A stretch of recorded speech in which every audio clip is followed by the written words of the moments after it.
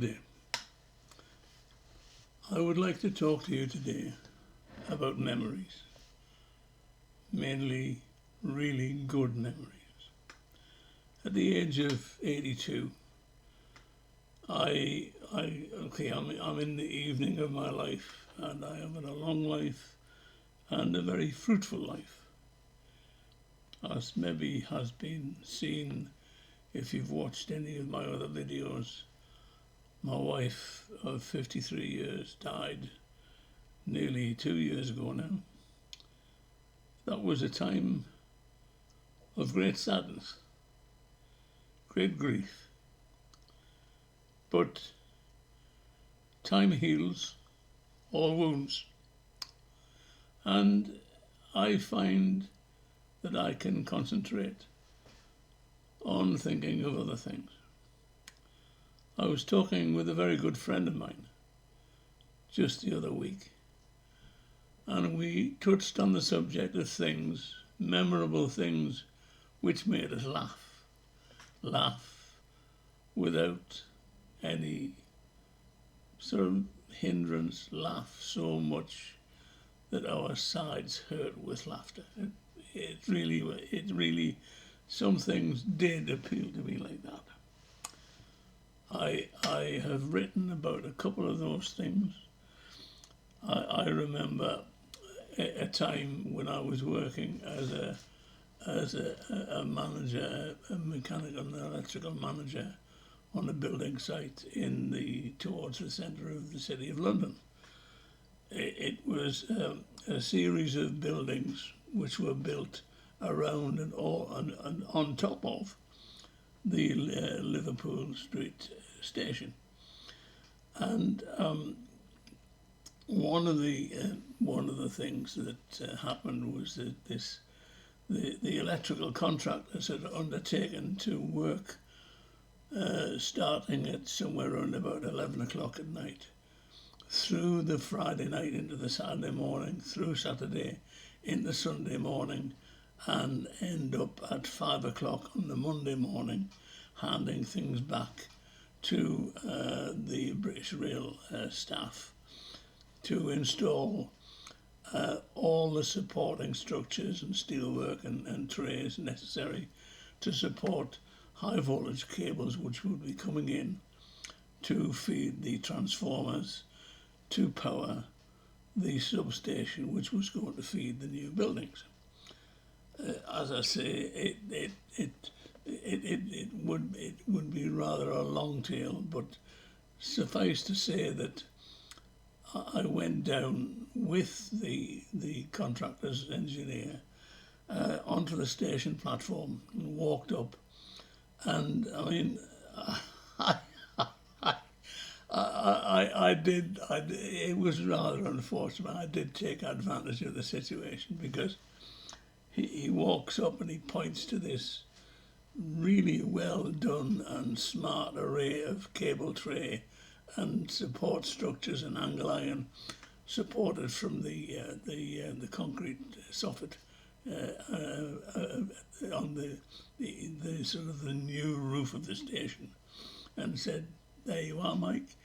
And I said, "That's fine, Patrick, but there's only one problem. You've sighted everything 20 yards down the platform from where it should be," and that was when I started laughing. But okay, he didn't think it was very funny at all. But the one thing which sticks in my mind as for pure, enjoyable laughter brought about by somebody else's misunderstanding is that I go back to when I was about, must have been about 23 odd years of age, and I was the electrician on board an old British, it was a British registered ship. It was an ex-German ship. It was built in 1936. It was a great ship to work on. A bit difficult sometimes from a point of view of the the electrics, because everything was run, all the electrics were slightly different to modern day electrics, but that's beside the point.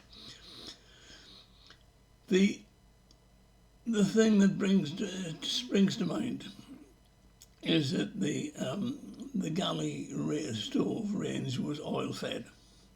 Everything was burnt heated up by burning oil, and we had a galley boy who was, I mean, he was a canny enough lad. He really was. He was a canny. Unfortunately, everything he touched turned to crap.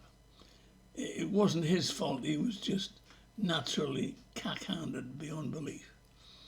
But he had this idea that the range wasn't getting hot enough, because he believed, and he was able to prove, that the chimney stack, taking the fumes and things away from the oil feed burners, was all clogged up with soot, which was absolutely correct. It wasn't burning very well at all. So he persuaded the chief steward and the chief cook, and they said, well, fair enough, if you get the chief engineer's approval, we'll organise a cold breakfast on the Saturday morning, because we were at sea, we're in the middle of the Mediterranean. We'll organise a cold breakfast, and you can arrange to get the thing cleaned out. Now, as I say, he meant well. He really did mean well. So he went to the chief engineer, and he said to the chief engineer, he was a Geordie like me, and he was smashing bloke. And he said to the chief engineer, Chief, as you know, I've been speaking about to the chief steward and the chief galley and the chief cook about making cleaning arrangements and for the galley stove, and I'd like your approval to use the compressed air line to help blow out the galley stove.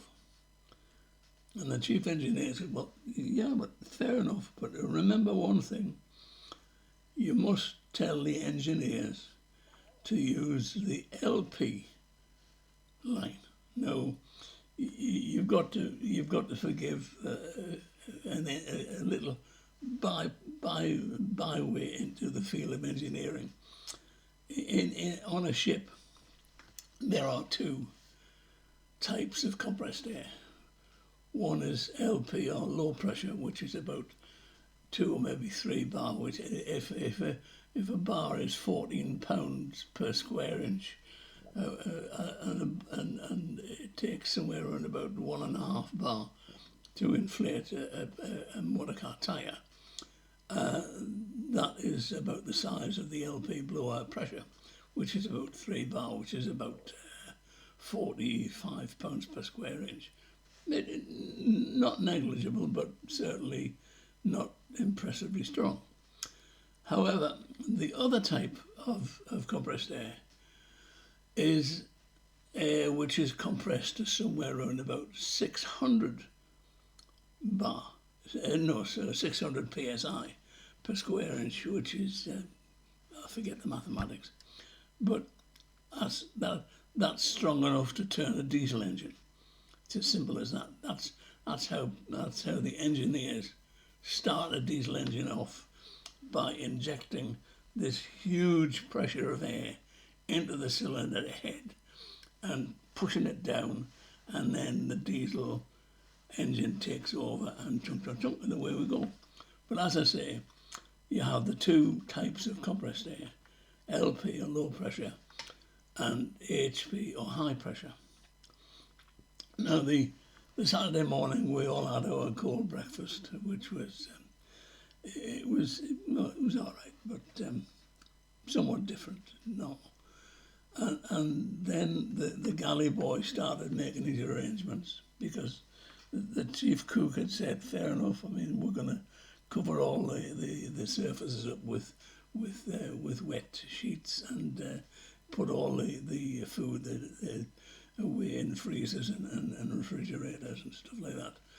And in general, getting everything tidied up for the cleaning process, which was fair enough. Now, the junior, the galley boy went along to the top of the engine room and called down to the junior engineer and the engineer on watch. And he said, and I think I can quote, the chief engineer says he had this rubber pipe with him from the galley, which was, of course, after the ship. And he said to the junior engineer, the chief engineer says it's all been arranged, and all you have to do is connect this pipe to the compressed air. Now, what he didn't say was the magic words low pressure, or LP. And because the junior engineer hadn't been given that sort of tip, he thought, I don't know what was going through his mind, but he connected the rubber pipe, not to the LP side of things, but to the massive cylinders, which were full of air at 600 pounds per square inch, and then awaited the signal with to stand by the valve, which he opened, which was all compressed air valves are opened with a steel bar because they're so tight to close, because the valves have got to hold back all this air. And the junior, as I say, the junior engineer hooked the thing up, and then the galley boy went along to the entrance to the galley, and he'd stationed one man at the entrance to the engine room to give the signal, and he'd stationed another sailor at the entrance to the galley. And he had wiggled his way around at the back of the galley sort of stove, and he was preparing to push the other end of this pipe with compressed air into the back of the funnel leading to the surface, the top of the galley stove pipe, and then he. And we didn't know what was going to happen, but all of us, myself as the electrician, the electrical officer, and all the other off-duty junior engineers, and quite a few members of the deck staff, the deck officers, were gathered together out of range, as it were, because we could guess that something was going to happen.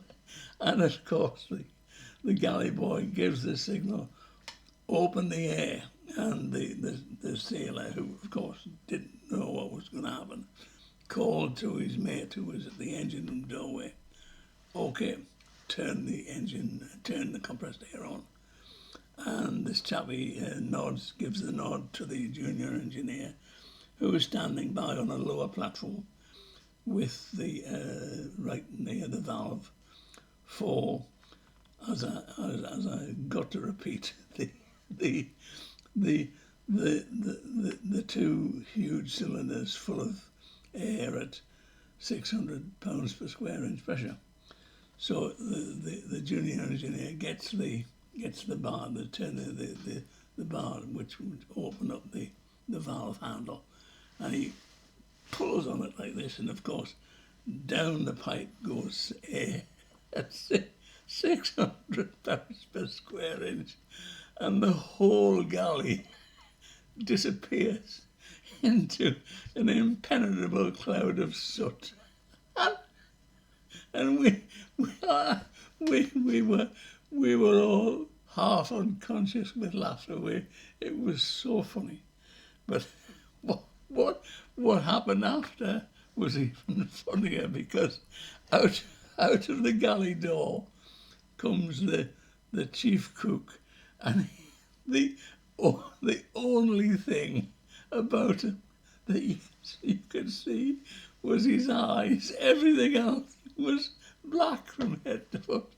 And then the second cook comes out, and of course he's even worse because he was closer to the source of all the such, and he came stumbling out, and he was he was a he was a Scouser from Liverpool, and he, he, they helped haul out the galley boy, who was then he was lying flat on his back, and of course he was also as black as the ace of spades.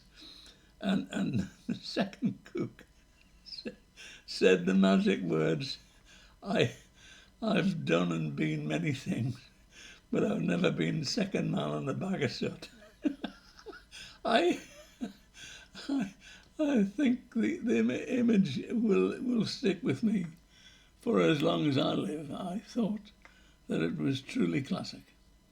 I, I, I often think fondly of those days at sea, because they were carefree, they were good, and for me it was training all in all manner of things.